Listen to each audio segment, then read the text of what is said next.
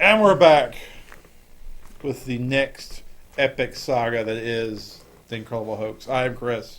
I am Mark. And we are bringing you an old school movie show today. Yay. Back to basics here. Back to our roots. Let's get right to it, shall we? All right. You have a topic. Favorite movies 2007 to 2017. So we're talking the past 10 years. So counting this year all the way back to 2000. 2006, can't count it. 1996, can't count it. 2018, the future, can't count it. 2007, 2017. What are your top favorite movies? I got a 10 with my bottom 5 not in order, my top 5 in order. Mm-hmm. So you want to just go back and forth? Or do you want me to just do my whole list and then do your whole list? I didn't do a formal top 10, so I'll just counter whatever you do. Okay. My number 5, we'll just start with 5 to All keep right. the show not long. 500 Days of Summer. Love that movie. Wow, okay. Might be one of, I don't want to say the, but I think it's definitely, well, it's not the, one of the best movies that encapsulating relationships, especially in the modern age that we're in. Like, it's the most honest movie about relationships that I can think of. One of the most honest movies about relationships I can think of. High Fidelity was another example. It's older than this list. The John Cusack movie. Yeah, but it was kind of on that level. Another one. There was another one with Julia Roberts and Jude Law and Natalie Portman. It was a similar honesty. What was that one called? Oh, yeah. It was the same brutal honesty of a relationship. What was that movie called?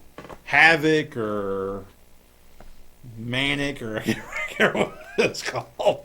It was like a crazy word. I think it started with a P, but I can't remember. Anyway, It was whatever really the word good. was. You'll look it up. You'll know what I'm talking about. Yeah. Anyway, so like I thought 500 Days of Summer was funny. It was engaging. It was edited clever. It was acted well. Like the whole thing was just clever. It never stopped being clever. And it made you feel good, and it tore your heart out. And the montage when he starts piecing his life back together, getting back to drawing stuff. I mean, I really related to the character and parts of my life. Mm-hmm. And I just thought that from a filmmaking point of view, it's just so energetic. The You Making My Dreams Come True dance sequence when Han Solo winks at him. It's one of those movies I literally I love that. I literally can just watch it. I'll have it on my computer like playing as I work. It's just one of those movies I can just let play, almost like a soundtrack or something. Love 500 Days of Summer. And of course it's the movie where we fell in love with Zoe Deschanel. And we haven't stopped falling in love with her. So do you have one to retort with? Yeah, I do. I'm going to start with Into the Wild, directed by Sean Penn, 2007. And it's a really good movie. It's a movie about this college grad who is disillusioned with his parents, and they divorce, or actually they're not divorced, but they're having trouble at home. And he's so disillusioned by their problems, and he runs off to Alaska to get away from it all. And it's his misadventure along the way. It's Heartbreaking movie. Heartbreaking, but it has never gone out of my memory. I just it's a cautionary tale. Great soundtrack by Eddie Vedder. You know him from Pearl Jam. Rock and Roll Hall of Famer. Yeah, Rock and Roll Hall of Famer. And the actor, I'm trying to think of his last name. Emil Hirsch. Is that it? I think it's Hirsch. Anyway, he's terrific. I mean, he lost 35 pounds, 40 pounds to do that role. So he really threw himself into the role. Terrific. All right, so we always do. We got long-winded, so we'll speed this up. Oh, okay. Number 4, Silver Linings Playbook. Again, another movie you can play like a soundtrack. Another movie where you fell in love with the leading lady. Bradley Cooper was already on my radar. I mean, he'd already made The Hangover, so I was already totally digging the guy.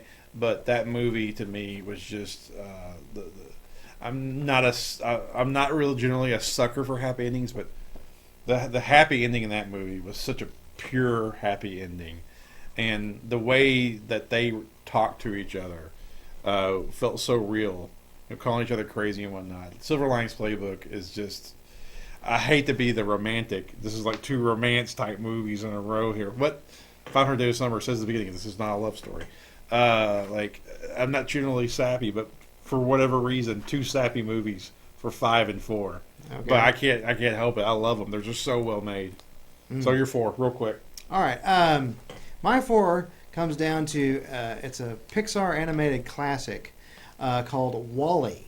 It is a awesome movie, post-apocalyptic future. Did I get it out right? Yeah, there you go. Post-apocalyptic.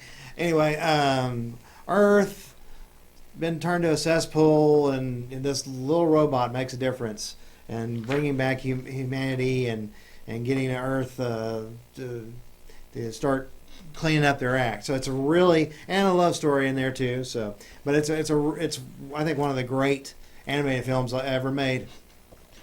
All right, number 3 is I lost Whiplash.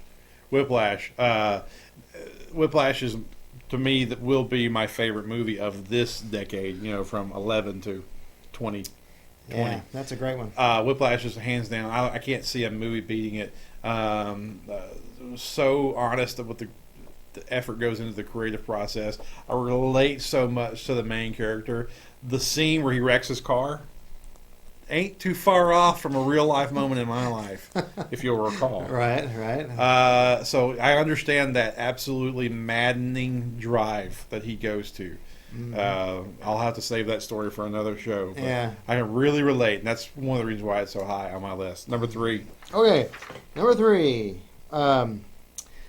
It's The Dark Knight. We've talked about that plenty. Y'all know it. It's about Batman, of course, and then Heath Ledger and a legendary performance playing the Joker. One of the great action adventures of all time. One of the great sequels of all time. Director Christopher Nolan, when he's on top of his game, nobody can touch him. Let's come back for part 2 to discuss number 2, number 1, and any honorable mentions for our best of 2007 to 2017. Come back for part 2. With you.